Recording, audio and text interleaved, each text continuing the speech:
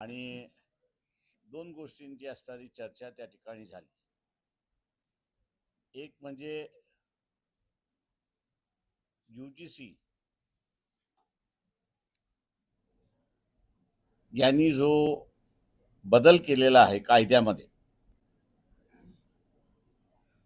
की OBCच्या विद्यार्थ्यांना सुद्धा युनिव्हर्सिटीजमध्ये आणि कॉलेजमध्ये त्यांच्यावरती अन्याय होतो, तेव्हा हा अन्यायाला तोंड देण्यासाठी जो नवीन कायदा 2025 साली UGCने केला होता, त्याच्यामध्ये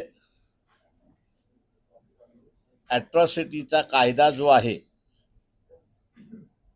त्या ॲट्रॉसिटी कायद्यातली प्रोव्हिजन्स म्हणजे त्याच्यासारखी प्रोव्हिजन्स या लागू होतील असं नमूद त्या ठिकाणी करण्यात आलं होतं. या UGCच्या 2025च्या नियमाच्या विरोधात सवर्ण विद्यार्थ्याने आंदोलन उभं केलं आणि सुप्रीम कोर्टामध्ये काही वकिलांनी पिटिशन त्या ठिकाणी दाखल केली आणि दाखल करून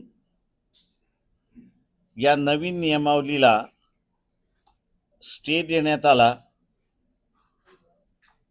आणि जुनी नियमावली 2012ची जी होती की जिला पुन्हा रिवाईव्ह करण्यात आलं.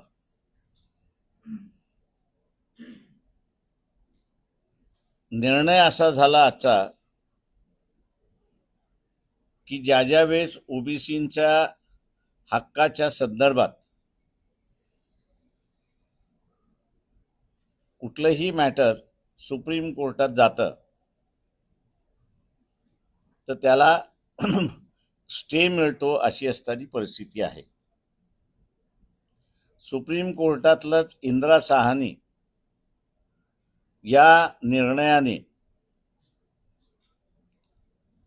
संविधानिक रीत्याने OBCला आरक्षण मिळू शकतं आणि 27% दिलेलं आरक्षण हे घटनाशीर आहे असा निर्णय त्याच्यामध्ये देण्यात आलेला आहे.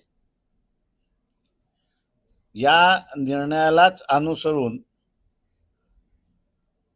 OBCच्या नेत्यांचं असं ठरलं की आपण चीफ जस्टिस सुप्रीम कोर्टाचे जे आहेत त्यांची भेट मागायची आणि त्यांना असं विचारायचं की एकदा संविधान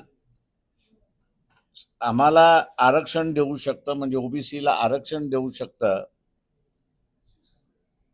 तर ते अंमलबजावणी करत असताना समाजातले काही विध्वंसक लोक की ज्यांचा अजूनही आरक्षणाला पाठिंबा नाही, असे ज्यावेळेस अन्याय अत्याचार करतात आणि त्यांच्या विरोधात कारवाई व्हावी या दृष्टीने कायदे केले जातात, नियम केले जातात, त्यावेळेस प्रत्येक वेळेस सुप्रीम कोर्ट त्याला स्टे का देते हा त्याच्यातला महत्वाचा मुद्दा आहे. नवीन आम्ही काही मागत नाही आहोत, OBC नवीन काही मागत नाहीये. तो एवढंच म्हणतोय की अंमलबजावणी करताना समाजातले काही व्यक्ती, काही घटक ते मान्य करत नाही, त्याला डावलतात, त्याला नाकारतात आणि त्यांच्या नाकारत्याला कायद्याने कुठेही बंधन घातलेलं नाही किंवा तो गुन्हेगार आहे असं कुठेच संबोधलेलं नाही. त्यामुळे आम्हाला जे प्रोटेक्शन दिलं जाते त्या प्रोटेक्शनच्या आड सुप्रीम कोर्ट का येतंय हा विचारण्याचा असताना आपण तिथे ठरवलेलं आहे आणि जे कोणी OBCच्या बाजूने सुप्रीम कोर्टामध्ये लढतायत त्या सगळ्यांना आपण सरळ हाताने मदत केली पाहिजे असा पहिला निर्णय त्या ठिकाणी झाला. दुसरा निर्णय जो झाला त्याच्यामध्ये महाराष्ट्रामधल्या ज्या वेगवेगळ्या युनिव्हर्सिटीज आहेत, मग पुण्याची युनिव्हर्सिटी आहे, कोकणातली आहे, कोल्हापूरमधली आहे, सोलापूरमधली आहे, नांदेडमधली आहे, मराठवाड्यामधली आहे, जळगाव आहे, अमरावती आहे, नागपूर आहे, गडचिरोली आहे आणि नाशिकमधली मेडिकलची आणि कोकणामधली इंजिनिअरिंगची जी विद्यापीठे आहेत, या विद्यापीठांमध्ये ओबीसीच्या संघटनेचा निर्णय आहे की ओबीसीच्या संघटनेच्या वतीनेच या सगळ्या युनिव्हर्सिटीजमध्ये हे जे प्रावधान आलेलं आहे UGCच्या ह्याच्यामध्ये, त्याच्याबद्दलची चर्चा, त्याच्याबद्दलचा अवेअरनेस हा युनिव्हर्सिटीच्या कॅम्पसमध्ये घेण्याचा निर्णय झाला. UGCचाच निर्णय आहे आणि UGCच या युनिव्हर्सिटींना ग्रँट देते. त्याच्यामुळे व्हाईस चान्सलर आम्हाला ह्या चर्चा घडवण्यासाठी त्यांचे जे सभागृह आहेत ते सभागृह उपलब्ध करून देतील असा अपेक्षा मी त्या ठिकाणी धरतो आहोत. आणि या चर्चेच्या माध्यमातून ओबीसी विद्यार्थ्यांना मिळालेला अधिकार याचा उजागर करणं हा त्याच्यातला एक भाग आहे. हा दुसरा निर्णय झाला. तिसरा निर्णय त्या ठिकाणी जे आहे तो म्हणजे ठरलं असं की महाराष्ट्राचे मुख्यमंत्री देवेंद्र फडणवीस, की ज्यांना आता देवाभाऊ म्हणून म्हटलं जातं, त्यांनी कारवाई करताना खरातांच्या संदर्भातली कारवाई करत असताना त्यांनी फक्त एका महिलेवरती कारवाई केली, परंतु खरातांच्या व्हिडिओमध्ये बुवा सुद्धा आहेत. तेव्हा या बुवांवरती कारवाई कधी होणार याची असणारी चर्चा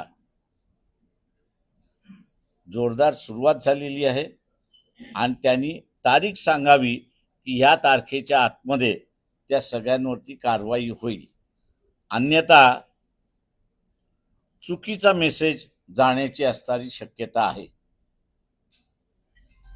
ओबीसीच्या नेत्यांमधली असणारी जी चर्चा आहे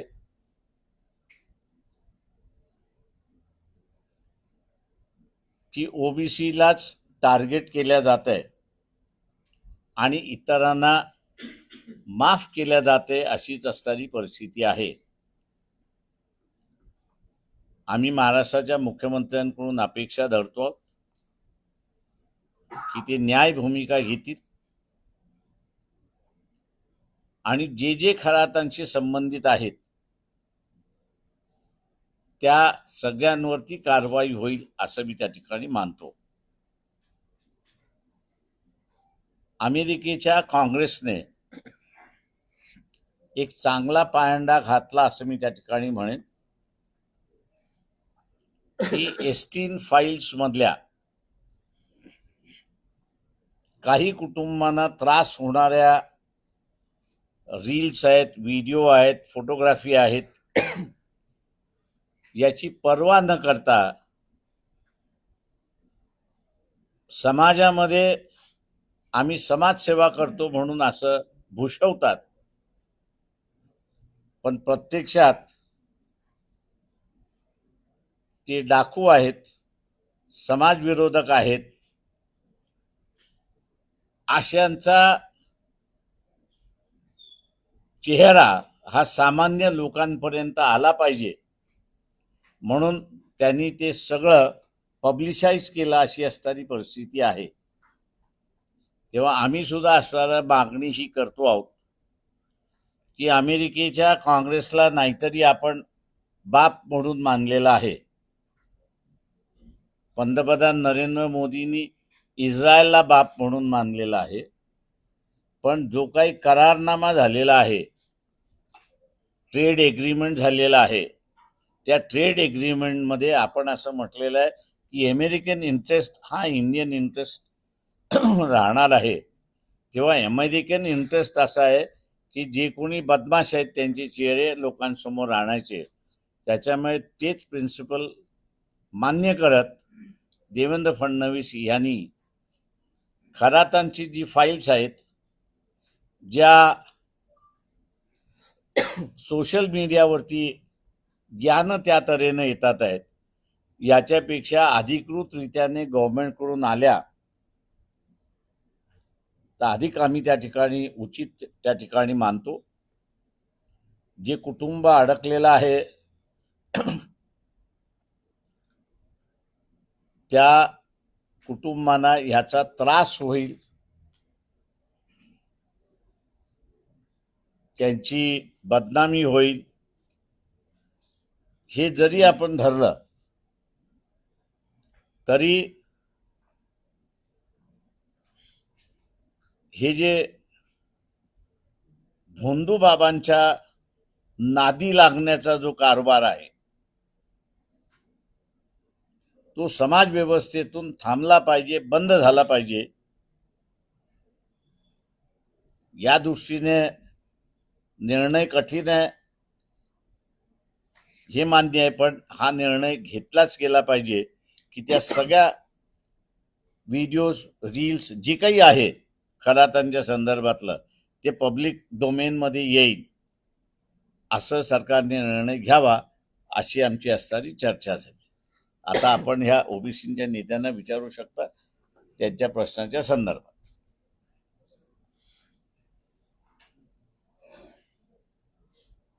धनगर आरक्षणासंदर्भात आंदोलन सुरू होतं, अल्टिमेटम पण दिलाय, मग थांबले.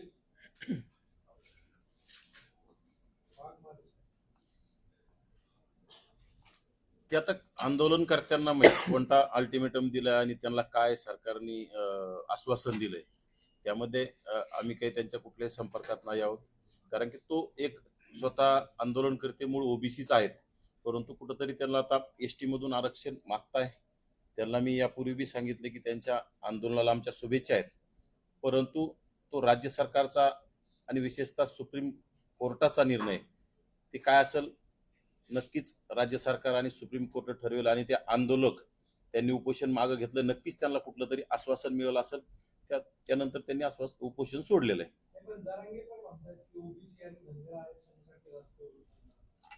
हे बघा, जरांगे म्हणजे कुठतरी मेंढ्यांच्या कळपात बिबट्या किंवा एखादा वाघ घुसलेला असं एक म्हणावं लागेल, कारण की राज्यभर मेंढपाळांना मराठा समाजांकडून झोडपल्या जाते, मारहाण केल्या जाते.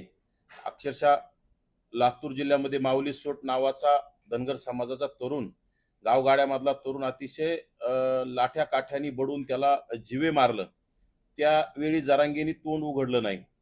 त्यानंतर अनेक ठिकाणी मेंढपाळावर हल्ले झाले, विशेषतः जरांगीच्या गावामध्ये, मातोरी गावामध्ये जरांगीचा पुतण्या असणारा, जरांगी नावाचा जरांगीचा सक्का चुलत पुतण्या असणाऱ्या माणसांनी मेंढपाळांना डोके फोडले. तिथं जरांगी बोलला नाही किंवा धनगर समाजाचे आपण मोठे भाऊ आहोत, धनगर समाज आपला लहान भाऊ आहे, आपण त्यांना मारहाण केली नाही पाहिजे, मेंढपाळांना मारहाण नाही केली पाहिजे. परंतु हे कुठंतरी आता ओबीसी मध्ये फूट पाडण्यासाठी अगदी तात्काळ मुंबईमध्ये येऊन पाठिंबा दाखवणं, आणि पाठिंबा तरी काय, हे पुतना मावशीचं प्रेम म्हणावं लागेल. पाठिंबा एक 2-5 डोके येऊन तिथं पाठिंबा देणं, याला पाठिंबा म्हणत नसते. मराठा समाजाचा कुठं पाठिंबा आहे? ह्या आंदोलनाला जरांगीने पाठिंबा दर्शवलाय. त्यामुळे जरांगीच्या पाठिंब्याकडे आपण दुर्लक्ष केलेलं काही हरकत नाही.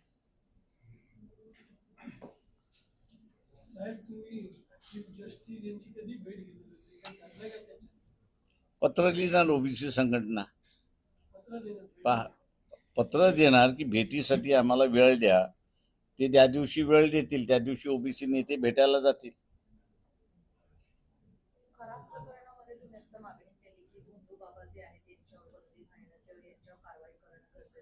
परंतु समाजात अनेक जाती धर्म आहेत आणि त्यांचे पण खूप सारे म्हणजे भोंदू बाबा असतात प्रत्येकाच्या धर्मामध्ये. या सगळ्यांवर बंदी येणं गरजेचं का फक्त भोंदू बाबा जे आहेत हिंदू भोन समाजात माझं त्यांचं मी बंधन असं आहे. म्हणेन की जुन्या व्यवस्थेमध्ये जे भोंदू बाबा करणारे होते ते भोंदू बाबा नव्हते, तर ते सायन्सचे विद्यार्थी होते असं मी त्या ठिकाणी म्हणेन. कारण का आगीवरती चालणं हे मी चॅलेंज करतो की सामान्य माणसाने मला चालून दाखवावं. पण ज्यांचा हा जुना व्यवसाय होता त्याच्यातला आजही त्या आगीवरनं तुम्हाला चालून दाखवेल.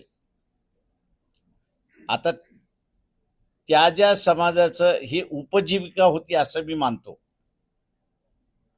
कारण का मनूच्या व्यवस्थेमध्ये त्याला प्रॉपर्टीचा अधिकार नव्हता. जे बलुत मिळेल त्याच्यावरतीच त्याचं जगणं होतं. त्याच्यामुळे त्या बलुत्याला अधिक काहीतरी मिळेल असं त्यांनी शोधून काढलं आणि ती त्याचं होतं.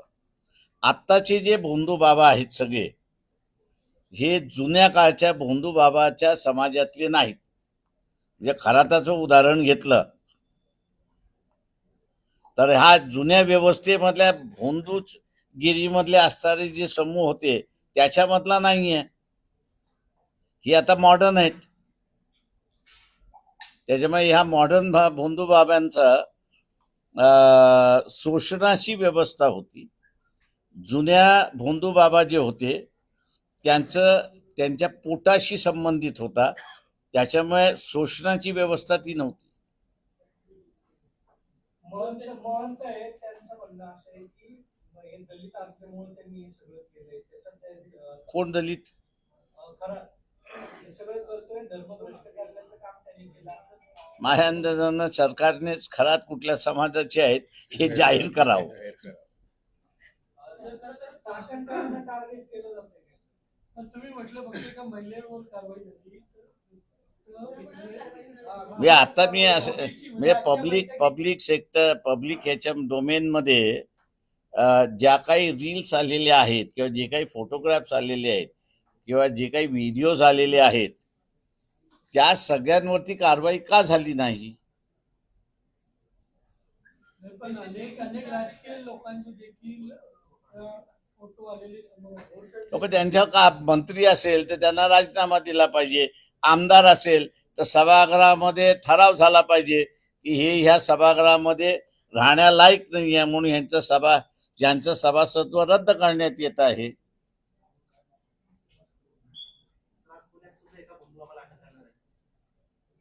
हो, कोर्टात त्याला हजर केलं जाते अशी माझी माहिती आहे. एवढे कोट्यवधी रुपयाचा गैरव्यवहार झालाय मोशन असेल किंवा ते मध असेल या सगळ्या प्रकरणाची चौकशी किंवा ब्लॅकचा व्हाईट करण्याचा प्रयत्न झाला वाटतं.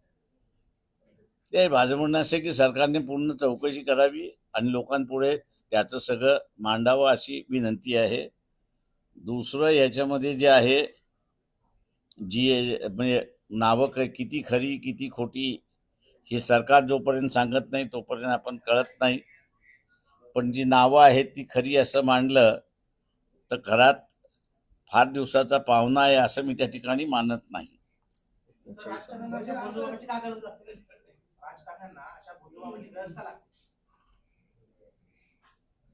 मी जसं म्हणालो की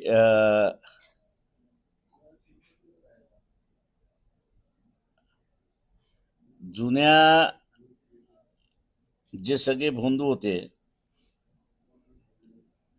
ते आपली कला जी आहे ती स्वतःच्या पोटासाठी वापरत होते. आत्ताचे जे आहेत ते स्वतःला काहीतरी मिळवण्यासाठी आहेत आणि म्हणून राजकारणी सुद्धा मिळवण्यासाठीच मागं पुढं करतो. मग तो शोधतो इझिएस्ट वे काही आहे तर भोंदू इझिएस्ट वे आहे. इतरांना कोणावरती कारवाई झाली नाही देवाभावाकडून. हे बसा, उभा राहा, पाठीमागं उभा राहा. तर मग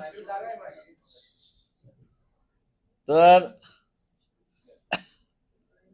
त्यांना ओबीसी म्हणून टार्गेट केलं जातंय असा प्रचार सुद्धा व्हायला वेळ लागणार नाही.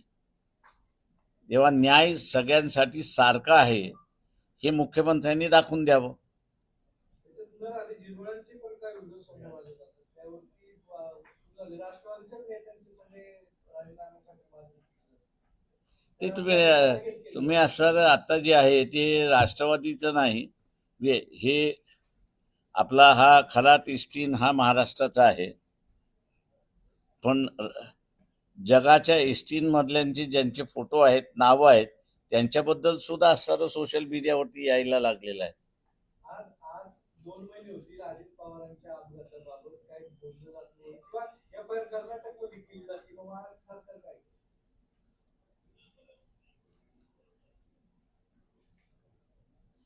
महाराष्ट्रामध्ये सरकार सगळं आलबेल आहे असंच म्हणतंय. कर्नाटक सरकारला वाटलं ह्याच्यामध्ये काहीतरी गोडबंगाल आहे आणि म्हणून 0 FIR करून त्यांनी महाराष्ट्राला चौकशीला पाठवून दिलाय. आता बघितलं पाहिजे की महाराष्ट्र सरकार त्याच्यामध्ये चौकशी करते का. पण मुख्यमंत्री महाराष्ट्राला बदनाम केलं जातंय. कर्नाटकात एफआयआर करून महाराष्ट्राला बदनाम केलं जातं. पण महाराष्ट्राने अगोदर इथे FIR का झाला नाही. कुठलाही इन्सिडेंट घडला की ज्याच्यामध्ये डेथ झालेला आहे तो नॅचरल आहे की अननॅचरल आहे हा नंतरचा भाग आहे. पण साधा FIR सुद्धा ज्यावेळेस होत नाही त्यावेळेस शंकेला जागा येते असं मी त्या ठिकाणी मानतो. सुशांत सिंगचं एफआयआर तर बिहारमध्ये जाऊन काही ते त्याच्यामधलं असणारं जे आहे ते मी असं म्हणेन की तो वेगळा इश्यू आहे, तो याच्याशी जोडता येत नाही आपल्याला त्या ह्याच्याशी. माझं म्हणणं असं आहे की अजित पवारांचा जो FIR आहे तो झाला पाहिजे होता, हा बरोबर आहे, मी नाही म्हणत नाही आहे. पण त्याच्याशी आणि ओबीसीच्या नेत्याशी काही संबंध नाही. का सत्तेमध्ये ते नाहीत, सत्ता त्यांना काही मिळत नाही, त्याच्यामुळे त्यांना विचारून काही उपयोगात नाही. त्या ज्या विषयाशी लढायला मागतात आहेत, UGCचा कायदा आणि हा भोंदूबाबाचा कायदा, या 2 याच्यावरती त्यांना विचारलं ते उत्तरं देतील तुम्हाला. पुढे जाऊन जर काय बाकीच्या लोकांवर कारवाई नाही झाली तर एक ओबीसी समाजाच्या जी काही बैठक झाली तर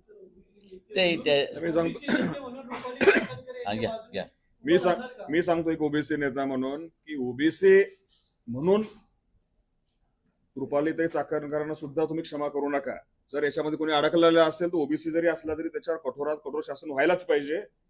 पण फक्त तुम्ही एकाच प्याद्यावर तुम्ही कारवाई केली आणि बाकीच्यांना जर तुम्ही मोकळं सोडलं किंवा त्यांना तुम्ही ब्लॅकमेल करण्यासाठी जर ह्या फाईल वापरत असाल तर मात्र ते आम्ही सहन करणार नाहीये. ओबीसी जरी असला तरी त्याला तुम्ही जी कठोरात कठोर शिक्षा तुम्ही द्या, पण एकाच व्यक्तीला का. त्यामध्ये 39 आमदारांची नावं आहेत असं म्हणजे जाहीर झालेलं आहे. त्या सर्वांची नावं जाहीर करा, जनता म्हणून आम्हाला अधिकार आहे. तुम्ही फक्त एकाला प्याद बनवता आणि बाकीच्यांना तुम्ही म्हणजे मागे दडवता, त्यांना ब्लॅकमेल करून तुम्ही सत्तेचा खेळ खेळता, हे मात्र म्हणजे आम्हाला मान्य नाहीये. त्यांच्या आश्रमाला पाणी पुरवलं होतं, त्यांना वेगवेगळ्या लॅविश सोसायटीमध्ये त्यांना राहायला जागा दिली होती, असे सगळे आरोप होत आहेत. मंत्रालयातले काही मंत्री देखील त्यांना सपोर्ट करतायत अशी धक्क्यावादात चर्चा आहे. तुम्हाला नेमकं काय वाटतं? सर्वात म्हणजे या महाराष्ट्रामध्ये जो वारकरी संप्रदाय आला की त्यामध्ये सर्व बहुजन समाज हा मध्यम मार्गाकडे वळलेला होता. याच्यामध्ये तुकाराम महाराजांनी या सर्व भोंदू बाबावर प्रहार केलेले होते. ऐसे कैसे झाले भोंदू कर्म करोने म्हणते साधू. म्हणजे आपल्याला आपल्या महाराष्ट्रीय परंपरेला यातला कुठलाही भोंदूपणा मान्य नव्हता आणि संतांनी त्याच्यावर कोरडे ओढून हा भोंदूपणा त्याने दाखवून दिलेला होता. परंतु आत्ताचे सत्ताधारी त्यांना सत्ता टिकवण्यासाठी जर भोंदू बाबांची मदत घ्यावी लागत असेल तर या पुरोगामी महाराष्ट्राला ही लाज आणणारी गोष्ट आहे. मला या महाराष्ट्राचा नागरिक म्हणून मला लाज वाटते की या राजकारणामध्ये ही जर भोंदूगिरी आणि बुवाबाजी जर त्यांना राजकारणासाठी वापरायची वेळ आलेली असेल तर हे महाराष्ट्राच्या राजकारणाचं अधपतन आहे. तुम्ही म्हणताय की आर्थिक चौकशी व्हावी चाकणकरांची आणि त्यांच्या आर्थिक चौकशी नाही म्हणत आहे. नाही तुम्ही तुम्ही सर्वच चौकशा करा आणि सर्वात कठोर शिक्षा द्या. त्यांना ओबीसी म्हणून बिलकुल हायगाय करू नका. पण त्यांच्याबरोबर 39 आमदारांची जी नावं आलेली आहेत ती नावं जाहीर करा आणि त्यांच्यावर पण तुम्ही कारवाई करा.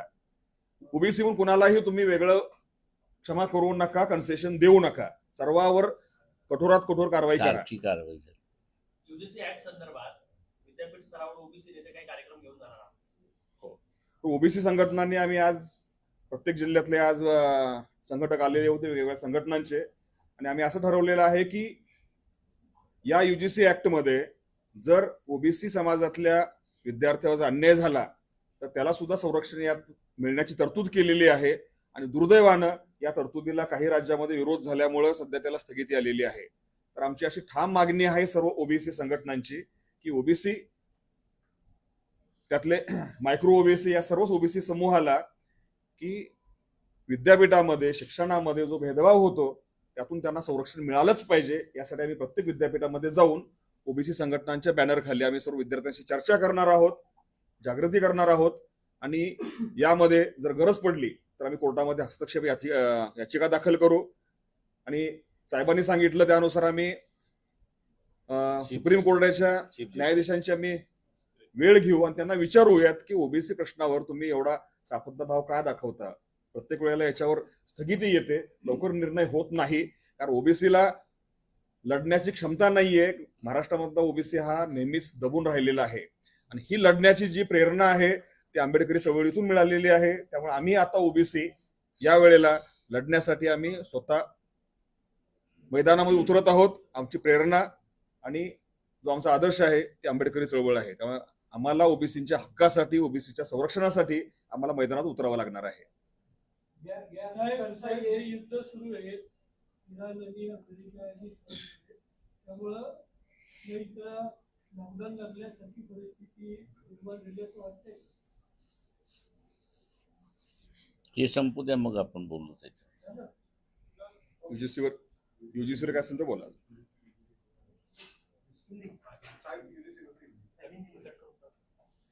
पीएम मोदी ने कल देश के सभी राज्यों के मुख्यमंत्री